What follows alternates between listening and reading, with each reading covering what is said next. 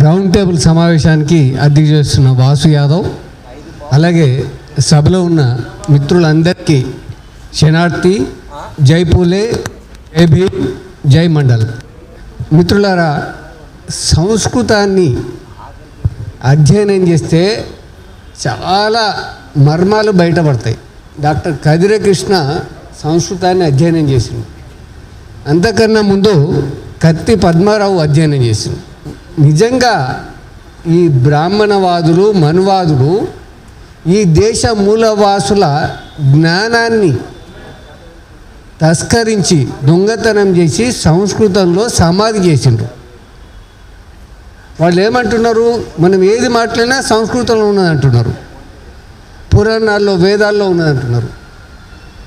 అది ఏమున్నదో నువ్వు చెప్పు. అది మా తాత ముత్తాతల నుంచి, మా అమ్మమ్మల నుంచి, నాయనమ్మల నుంచి, అదంతా మా జ్ఞాన సంపద అనే విషయాన్ని మనం ఇవాళ ప్రశ్నిస్తున్నాం. తర్వాత వాడు ఒక విషయం చాలా స్పష్టంగా చెప్పి మనం అర్థం చేసుకోవాలి. సమస్త లోకం దైవాధీనం, దైవం మంత్రాధీనం, మంత్రం బ్రాహ్మణాధీనం, తద్బ్రాహ్మణం దైవత్వం, అంటే బ్రాహ్మణుడే దేవుడు అని చెప్తున్నాడు. మన ఈ తెలుగులో కనుక మన ప్రజలకు వివరించి చెప్తే వాడు ఎట్లా దేవుడు, దేవుడు మంత్రానికి ఎట్లా ఆధీనం అంటే లోబడి పనిచేస్తున్నాడు అనే విషయాన్ని మహాత్మా జ్యోతిరావు పూలే 200 సంవత్సరాల క్రితమే పూణే పీష్వాలు అంటే బ్రాహ్మణులు, అక్కడ వాళ్ళు అడిగిన, అరే భగవంతుడికి భక్తుల మధ్యన బ్రోకర్లు మీరు ఎందుకు రా అని చెప్పేసి అన్నాడు. కదిరే కృష్ణ అంతకన్నా గొప్పగా ఏం చెప్పలే, అదే చెప్పిండు. పడుకోమని జో కొడితే పడుకునే వెంకటేశ్వరుడు, లేరా అని మేలుకొడితే లేచే వెంకటేశ్వరుడు దేవుడు ఎట్లయితాడరా? నీ బామ్మడిదా లేవమంటే లేవడానికి, పడుకోమంటే పడుకోవడానికి అని ప్రశ్నించిండు. మిత్రులారా, దీంట్లో తప్పేముంది?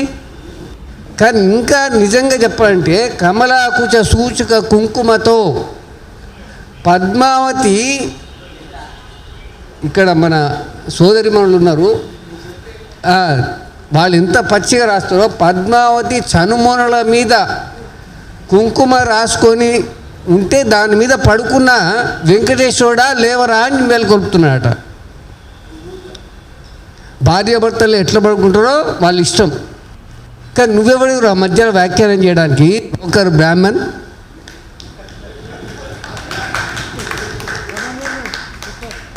కనుక మిత్రులారా, ఇవాళ ఈ దేశం సర్వనాశనం ఏంటంటే బ్రాహ్మణిజం వల్ల, మనువాదం వల్ల. చేసేది మనం, ప్రతి పని మనం చేస్తాం. ఇవాళ బహుజనం లేని ఊరు లేదు, ఉద్యమం లేదు, ఉత్పత్తి లేదు, సేవలు లేవు, వస్తువులు లేవు. సమస్తం మనం చేస్తే, చేసేది మనమైతే కూర్చొని మేసేది వాడు. వాడు ఏం చేస్తాడు? ఏమైనా సృష్టిస్తాడా? అంత సర్వనాశనం చేస్తాడు. కనుక ఈ బ్రాహ్మణిజాన్ని మనం ఎండగడుతూ ఎప్పటికప్పుడు మన ప్రజల్ని చైతన్యం చేస్తూ మనువాదం నుంచి బయటపడే మార్గం ఆలోచించాలి. ఒకటి అది బాబాసాహెబ్ అంబేద్కర్, మహాత్మా జ్యోతిరావు పూలే అలాంటి జ్ఞానులంతా ఆలోచించి మనకు మార్గనిర్దేశనం చేసిండ్రు. రెండోది, ఎవరి చేతిలో రాజ్యం ఉంటుందో వానికి దేవుడు కూడా భయపడతాడు. ఇవాళ అయోధ్యలో దేవుడికి ఇబ్బంది వచ్చినా, ఇంకో చోట చర్చికి, మసీద్కి ఇబ్బంది వచ్చినా అందరూ రావాల్సింది ఎక్కడికి? భారత రాజ్యాంగం దగ్గరికి. ఇవాళ భారత రాజ్యాంగాన్ని ఉనికిని ప్రమాదంలో వేసేటువంటి మనువాదం రాజ్యం వెళ్తున్నది. ఇవాళ ఫుల్ మెజారిటీ వచ్చుంటే భారత రాజ్యాంగం ఇప్పటికే మారిపోయి ఉండేది. కనుక మిత్రులారా, ఇప్పటికైనా బహుజన సోదరులందరం కూడా ఆలోచించుకొని జర సోది ఆపి సోయిలో పడదాం. మన ఓట్లు మనం వేసుకుందాం, రాజ్యాధికారంలోకి వద్దాం. ఈ చీకోటి ప్రవీణులు, చీకటి వ్యాపారస్తులంతా కూడా ఎక్కడ ఉండాలి? బిహైండ్ బార్స్, జైల్లో ఉండాలి. వాళ్ళ చేసిన అకృత్యాలని, అక్రమాల నుంచి బయట పెట్టుకోవడానికి బీజేపీ, ఆర్ఎస్ఎస్ని ఒక రక్షణ కవచంగా వాడుకుంటున్నారు. వాళ్ళ ముసుగులు తొలగించాలంటే మనం రాజ్యాంగంలోకి రావాలి. రాజ్యాంగంలోకి రావాలంటే మన ఓట్లు మనం వేసుకునే సోయి రావాలి. బాబాసాహెబ్ అంబేద్కర్ అందరు మహనీయుల కృషి ఫలితంగా భారత రాజ్యాంగం రూపంలో మనకు ఓట్లేసే అధికారం ఇచ్చిండు, పోటీ చేసే అధికారం ఇచ్చిండు. కానీ దీన్ని మనం ఏం చేస్తున్నాం? పార్టీలో టికెట్లు అమ్ముకుంటున్నాయి, మన వాళ్ళేమో ఓట్లు అమ్ముకుంటున్నారు. ఇలా కాకుండా మనము నిజాలు తెలుసుకొని వచ్చే 28, 29 ఎన్నికల నాటికి మనం అందరం కూడా ఒక రాజకీయ పార్టీ పెట్టుకొని లేదా బహుజనవాదంతో ఉన్న రాజకీయ పార్టీలతో ఒక ఫ్రంట్ కట్టుకొని, దాసరాం నాయక్ చెప్పిన ఇందాకనే ఈ బ్రాహ్మణ బనియాలు 2 ఫ్రంట్లు కట్టుకొని ఉన్నారు. మనది 3వ ఫ్రంట్, అసలైన ప్రజాస్వామ్య ఫ్రంట్, బహుజనవాదంతో వచ్చే ఫ్రంట్. ఈ బహుజనవాద ఫ్రంట్ తోటి మనం రాజ్యాధికారంలోకి వద్దాము. ఇకపై మనపై దాడులు సహించేది లేదు.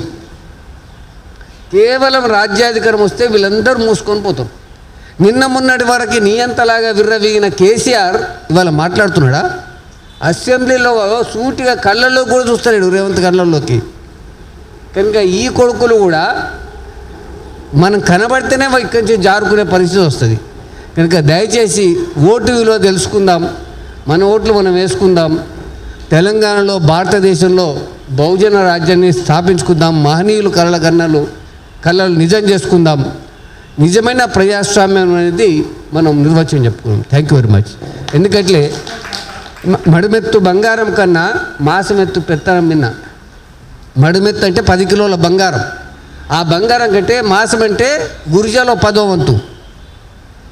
ఇవాళ అందరికన్నా కురుసగా బక్కగా ఉన్నటువంటి రేవంత్ రెడ్డి అధికారంలో ఉన్నాడు కనుక ఆజానుభావులు కూడా పోయి ఆడ మోకరిల్లుతున్నారు. అర్థమైందా? అధికారానికి అంత బలం ఉంటుంది. మనలో మనం పట్టింపులు పంతాలకు పోకుండా, భేషజాలకు పోకుండా మనం అందరం ఐక్యంగా ఉందాం, అధికారం సాధించుకుందాం. చిన్న చిన్న పొరపాట్లు, భిన్నాభిప్రాయాలు, అభిప్రాయ భేదాలు ఉంటే అవి పక్కన పెట్టేద్దాం. మహాభారతంలో ఒక విషయం గుర్తుంచుకోండి, ఇది కూడా సంస్కృతంలో రాయబడింది, కొద్ది గొప్ప చదువుకున్నగా మనకు తెలిసింది. పాండవులు కౌరవులకు యుద్ధం ఎందుకు వచ్చింది? రాజ్యం కోసం వచ్చింది. మహాభారతం యుద్ధం అనేది మైనార్టీ ప్రజలను గెలిపించడానికి వచ్చింది. 5గురికి సగం రాజ్యమట, 101 మందికి సగం రాజ్యమట. ఈ పాండవులు అంతా పోయి ధర్మరాజుని దుర్యోధను అడిగారు, అన్న రాజ్యం పంచుకుందామంటే పంచుకుందాం అన్నాడు. ఎట్లా పంచుకుందాం? మా నాయన మీ నాయన ఇద్దరు అన్నదమ్ములు కనుక చెరిసగం రాజ్యం అన్నారు. మన నాయనలు పంచుకుంటే చెరిసగం, వాళ్ళు పంచుకోలేదు, వాళ్ళు ఉమ్మడిగా రాజ్యం వెళ్ళారు. మీరు పంచుకుందాం అనుకుంటున్నారు, మీకు 5 వాళ్ళు, మాకు 100 వాళ్ళు. మీ అమ్మగన్నోడు ఒకడు ఉన్నాడు, వాడు మా పక్షం ఉన్నాడు కర్ణుడు, వాడిని కూడా ఒక పాలిద్దాం, మాకు 101 పాళ్ళు, మీకు 5 వాళ్ళు, ఇదైతే పంచుకుందాం అన్నాడు.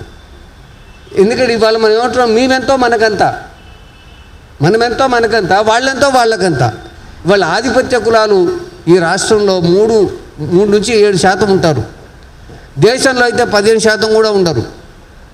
అట్లాంటి వాళ్ళు ఇవాళ రాజ్యం వెళ్తుంటే మనం ఏం చేస్తున్నాం?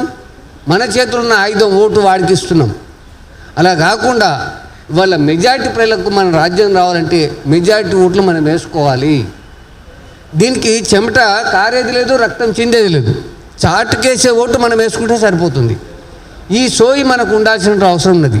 అయితే కౌరవులు అరణ్యవాసంపై అజ్ఞాతవాసంలో ఉన్నప్పుడు పరాయి రాజులు తీసుకొచ్చి ఈ కౌరవుల్ని కొంతమంది ఆ రాజు సరస్సులో స్నానం చేసి ఈత కొట్టి వాళ్ళు బయటికి వెళ్ళినప్పుడు ఆ రాజు మాత్రమే స్నానం చేసేటువంటి సరస్సు వాళ్ళు చూసి వీళ్ళను బందీలు చేసి రథచక్రాన్ని కట్టుకొని తీసుకుపోతుంటాడు. అప్పుడు భీముడు సంతోషంతో వచ్చి, ఎందుకంటే శత్రువు కదా వీళ్ళు కౌరవులు, సో వాళ్ళు సంతోషంగా వచ్చి అన్నకు చెప్పిన ధర్మరాజుకి, అన్న ఇవాళ కౌరవుల్ని ఇట్లా చేసిండ్రు అని చెప్పేసి చెప్తే, పిచ్చోడా ముందు పోయి వాడిని విడిపించుకరా, కౌరవులకు పాండవులకు యుద్ధం వస్తే వాళ్ళు 5గురు, మనం 101 మంది. కౌరవుల మీద కానీ పాండవుల మందికి వేరే వాడు వస్తే మనం 106 అని చెప్తాడు. ఇవాళ బీసీలు లేదా బహుజనుల మధ్యన కూడా చిన్న చిన్న ప్రపంచాలు ఉంటే, లేదా చిన్న చిన్న భిన్నాభిప్రాయాలు, అభిప్రాయ భేదాలు ఉంటే, నువ్వు వేరు నేను వేరు, కానీ మన మీదకి పరాయి వాడు వస్తే మనం అందరం ఐకమత్యంగా తిప్పుకొట్టాల్సిన అవసరం ఉన్నది. ఈ ఐక్య సంఘటన వల్లనే మనం విజయం సాధిస్తాము, ఆ శత్రువుని మట్టి కనిపిస్తాం. Thank you very much.